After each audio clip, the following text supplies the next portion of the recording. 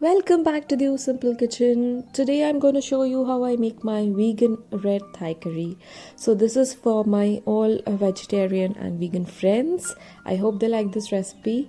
And before that, please click the links given below in the description. Follow us on Facebook, Instagram, Twitter, and do not forget to subscribe my channel. Also, please read the instructions carefully and follow them. I'm sure you're already doing that, but still, it is a gentle reminder for you all. Stay home and stay safe.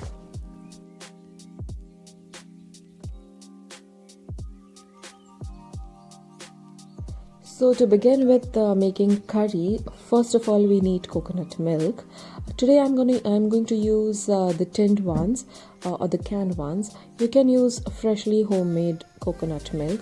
If you are using homemade coconut milk, then please use first extract.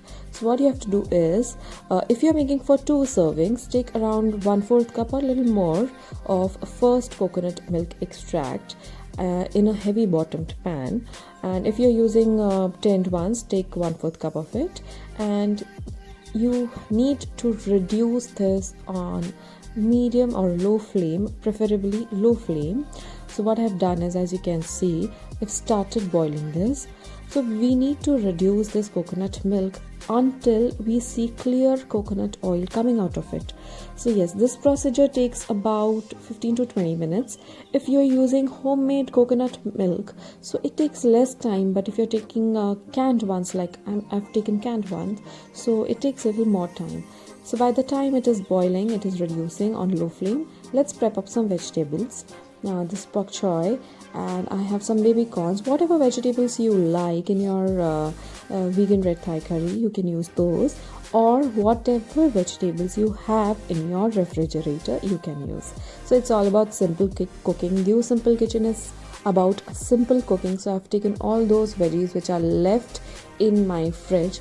So to start with, I like one fresh red chili. So what I'm doing is slit the red chili and I'm deseeding it, so that I need to minimize the hotness. I like the color of it, so I'm minimizing the hotness by deseeding the chili.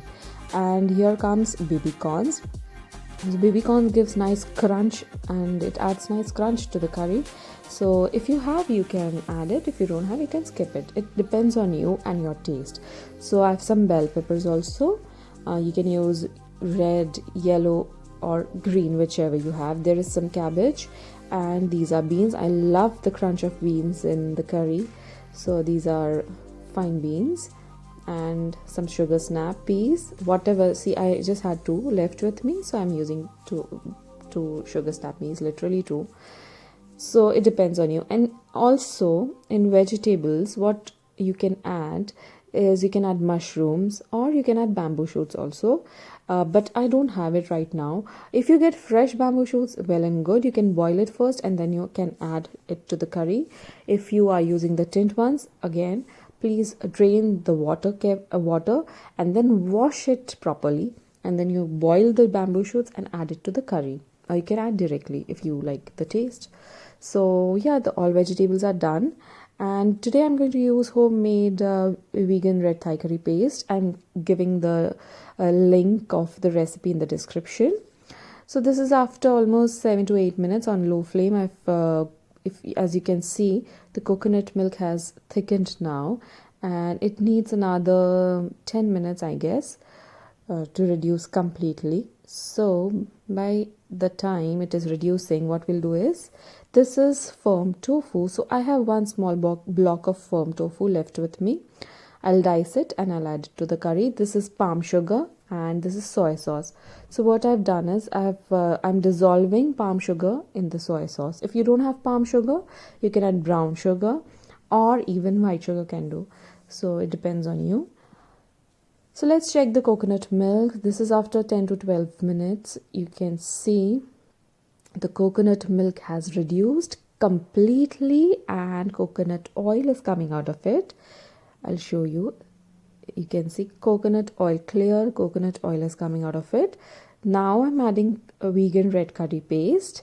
This is freshly made vegan red curry paste, and I am sharing the link for the vegan red curry paste in the description. Also, I've made a video previously, so you can see the video at the end of this video only.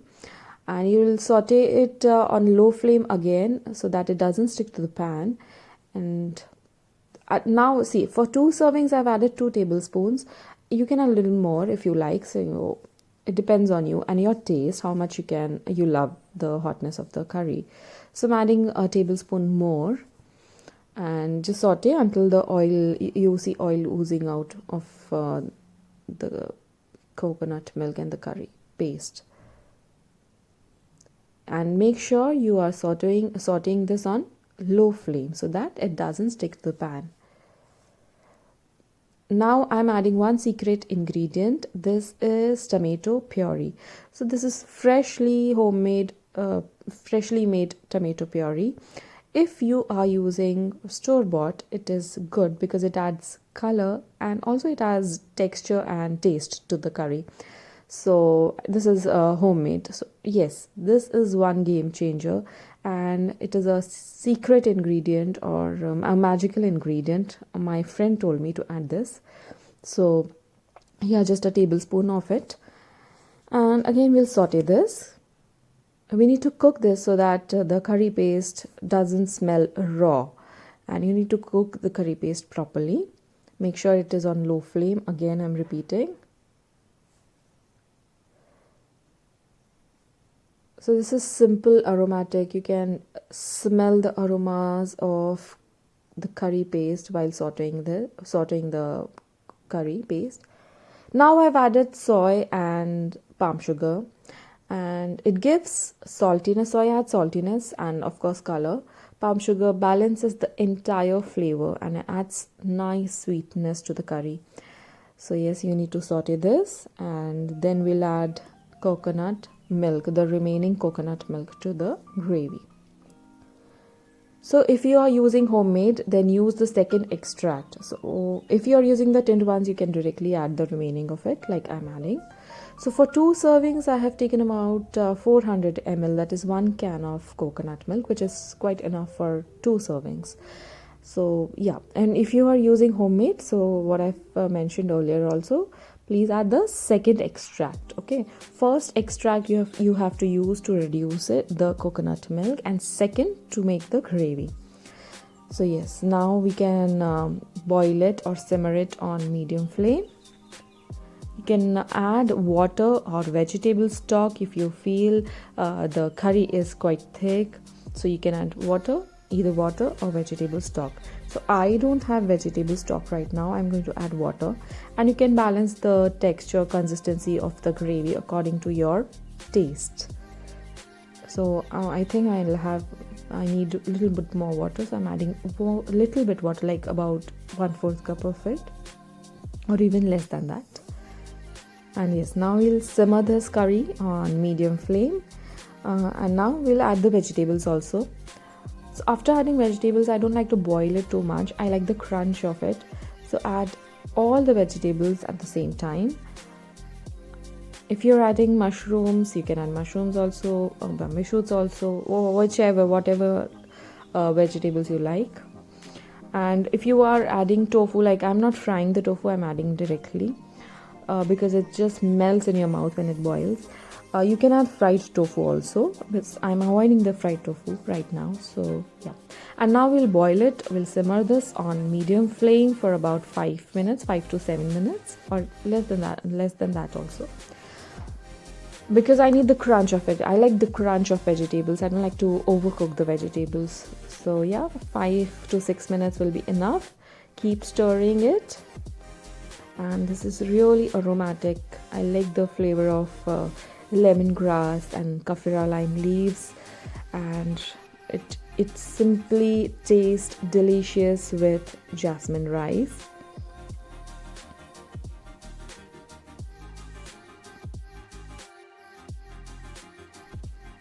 I think now, after boiling this curry for about 10 minutes, it is ready to serve, and it is smelling amazing. The aromas are coming out beautifully.